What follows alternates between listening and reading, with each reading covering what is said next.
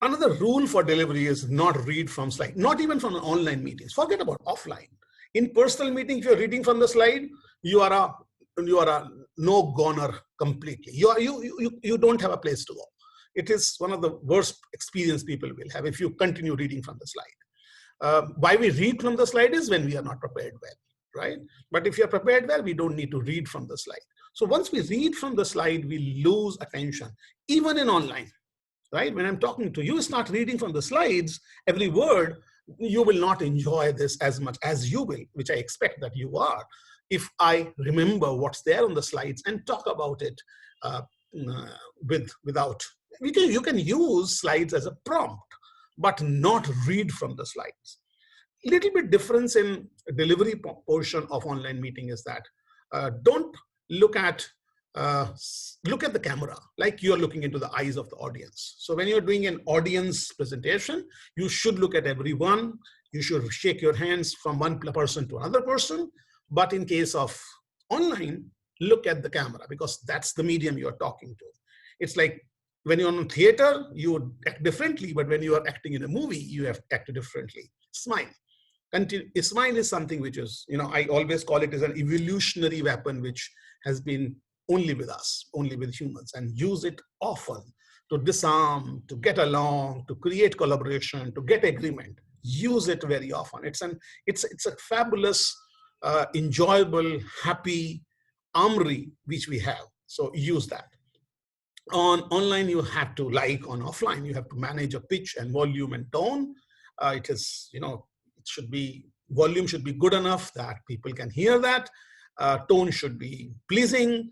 Pitch should be, like you're talking to an audience, but not very loud. When I'm doing a presentation training in person, I can afford to be loud. But here I need to manage my voice better, that you can hear that, but it's not loud. Tell a story, that goes without saying every time. If I don't tell a story, if there's not a flow to that, whatever you're talking about, you are not being as impactful. One more thing is that when we're doing offline presentation, we use a lot of physical movement. Hands, like I'm so used to using my hands that I'm still using them here, though I should be using them comparatively little. I'm very used to walking and talking. I hardly, during presentation, I hardly sit. But on online presentation, it's all about sitting. I have no choice because that's how it will get recorded. Interact differently. Do you need an interaction? So if you can interact differently, and you can, one way of interacting on online presentation is by calling people by the name and say, so what do you want to say about this, Abhijit? Or what do you want to say about this, Vikas, for example? So you can keep taking names, which will make sure that people are interacting, like asking questions by name. Best practices for video meeting: prepare your location and yourself, always. Because you're online, it does not mean that you can be shabby. Shabbiness doesn't come only physically, it actually reflects in your, it reflects in your, what do I say, in your behavior. Because if you are shabby, your personality will not be, yourself not feel good about it. Make sure you know how to use hardware and software, do a little bit of a practice, use a headset. I'm not using it now because I don't need to at the moment, but otherwise use a headset. In case you're the person who was only attending a meeting, call in early. If the meeting starts at 8, please be ready by 7:45, say for example. Speak clearly without pausing.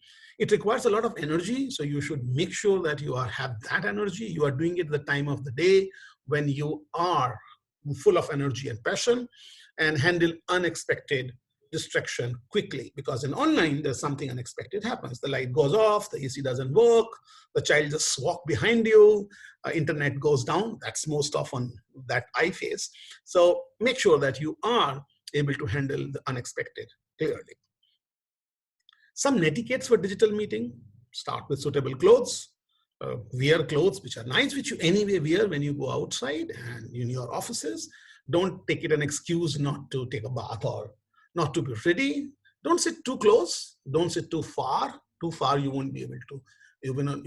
Somebody won't be able to hear you. If you're too close, your face may look like a little bit odd. Sometimes I do that mistake. Look into the lens, like I said, like look into the lens of a camera is like looking into the eyes. Mind the mute button. So if you are a participant, make sure that you use the mute button. And if you are someone who's speaking, you speak, say your word, and someone else is saying, please go ahead and mute yourself, because that way clarity will be there and it will be more powerful. Don't position your camera too low, too high. For example, this is too high and this is too low. It should be as it is now in front of you. Don't your room look like a hostel dormitory. Make sure that room is clean enough. It is giving you a good impression. There's good lighting. Don't multitask. Don't use your WhatsApp, phone, other stuff. You can definitely write notes and avoid treasure hunt. I mean, for example, if you need a pen and suddenly you start looking for a pen, or suddenly start looking for something, you need a pen, it should be somewhere available, which you can use straight on as soon as you start, or you need that particular thing. I told you in starting that I'll share some notes with you. So this is how a note can be prepared. Now I have prepared this note.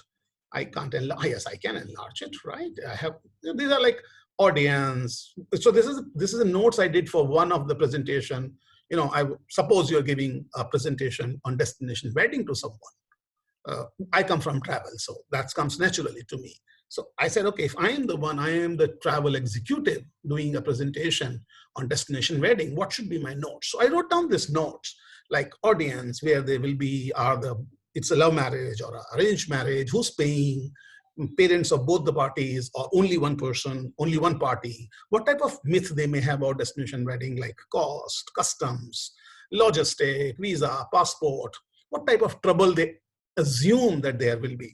What should be my goal if I am the one who's presenting it? So I want them to, tell me, why don't you come over and give us 3 options, say, for example, when it will be on Zoom, on video.